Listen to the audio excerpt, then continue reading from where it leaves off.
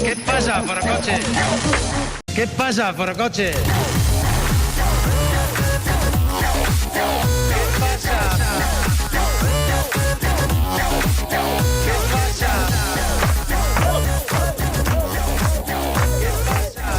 Sí, així de gamarussos ens posem cada setmana, cada divendres, quan en Jair Domínguez visita de forma d'incògnita, pràcticament, d'incògnit, Sí, el Forocoches, que és aquest fòrum on es parla de tot i més, i que crec que hi ha com 700.000 persones allà dins de moltes, Forocoches. bueno, hi ha el bo i millor d'Espanya. Sí. Tampoc sé si és dir molt, això. Però bueno, hi ha gent. En fi. Escolteu, bé, l'Amadeu ens ha escrit un mail, a part d'això és una cosa que no té res a veure, eh?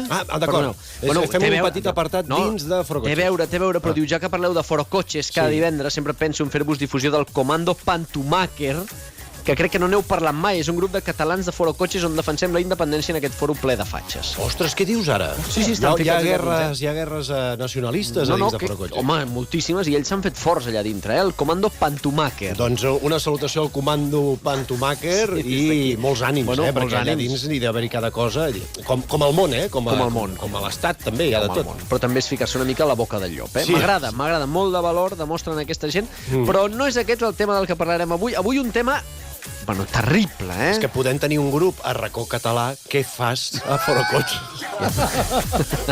Sí, és veritat. Nois, el tema d'avui, un senyor que es diu Lumi, que diu: me quieren hacer la púa en el trabajo.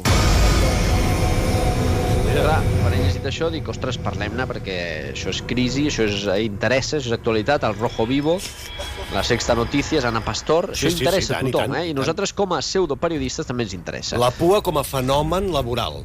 La pua, que és un terme filosòfic, no? Parlava Heidegger d'això, de la pua.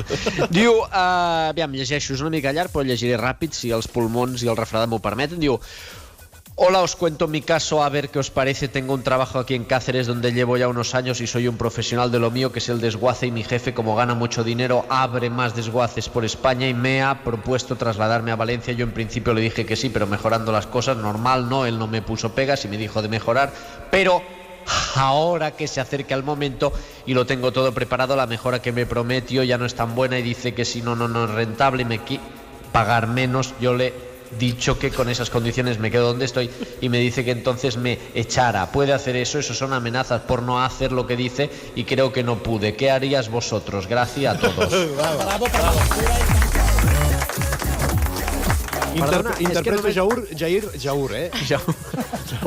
Jaur de maduixa, que no hi ha ni un punt en tota aquesta explicació. N'hi ha dos i al mig de paraula. Hi ha un punt al mig de qui ere. Bueno, i clar, per això, què passa? Que la primera resposta és: te echarán, però por no saber escribir. Clar, és un tema...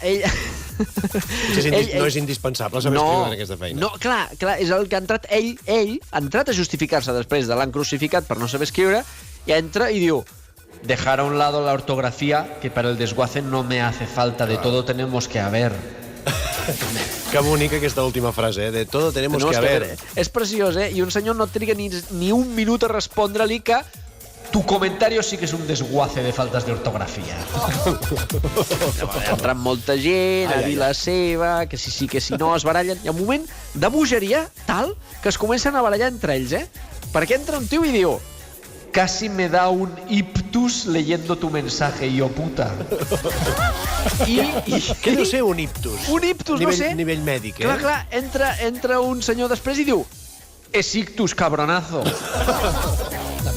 Comencen a barallar, pam, molts improperis. Entra un altre senyor i diu: como mínimo, per fi entra un senyor a donar una solució, diu: como mínimo sería despido improcedente, pero vamos, que tu jefe es un hijo de la gran puta. Bé, com a mínim ja van abordant el problema, perquè s'estaven despistant amb les faltes d'ortografia i malalties diverses. Ara ja entren en el tema. De veritat que ho intenten. Però hi ha un senyor que també ho intenta, però no pot obviar l'altre. Diu: los papeles del paro mejor pídelos rellenados por la empresa. Molt bon consell. Això és de bon amic, home. Molt de veritat. Llavors hi ha una baralla directa amb l'autor del post, que un senyor li pregunta: ¿has hecho cálculos para ver si te sale rentable? Y un respon: no sabe escribir i va hacer cálculos. De veritat. I llavors, clar, s'ha donat per al·ludit ell i entra i diu: Alo, mejor sé más de cálculos que tu. No ho demostra, per això no. No. No li calcula una arrel quadrada, ni li fa una derivada per una mica... Re. Escolta, per fi un senyor respon, un advocat diu: echarte siempre se puede si te paga por despido improcedente, porque han cambiado las condiciones. Postdata, con el finiquito cómprate un diccionario. Crec que està captant les indirectes, no, aquest nano? Crec que sí. Per sort, al final de tot arriba un senyor que no va amb cap indirecta i proposa una solució que a mi m'ha semblat, bueno, com a mínim curiosa i que crec que s'hauria d'intentar en aquests casos que tens problemes amb el jefe. No hi ha hagut ningú que pugui superar aquesta resposta perquè un senyor ha entrat i li ha dit: métele un dedo por el ano. Eso le desconcertarà. Segur que sí. Totalment. Sense cap mena de dubte, eh? Que potser li dona un augment de sou, llavors. Això ja no se sap. I també si fas amb gràcia, no sé. Sí, passa que ho has de fer amb gràcia i també en una situació que vull dir que no... que s'ha de com preparar una mica el terreny, no? No és fàcil trobar el moment. Digueu-ne... de fer això que li suggereixen en aquest senyor que ha gosat exposar una consulta i un dubte a Forocoches. Sí, això sempre s'ha de reconèixer el valor d'aquesta persona i esperem que les respostes li hagin servit, nois. Com a mínim esperem que sí. A nosaltres molt. Ja sabem el que hem de fer si volem parlar amb el nostre jefe. Apunteu-vos-ho. Moltes gràcies, Jair. De res. ¿Qué pasa? ¿Qué pasa, Forocoches? ¿Qué pasa? ¿Qué pasa? ¿Qué pasa? ¿Qué pasa? ¿Qué pasa?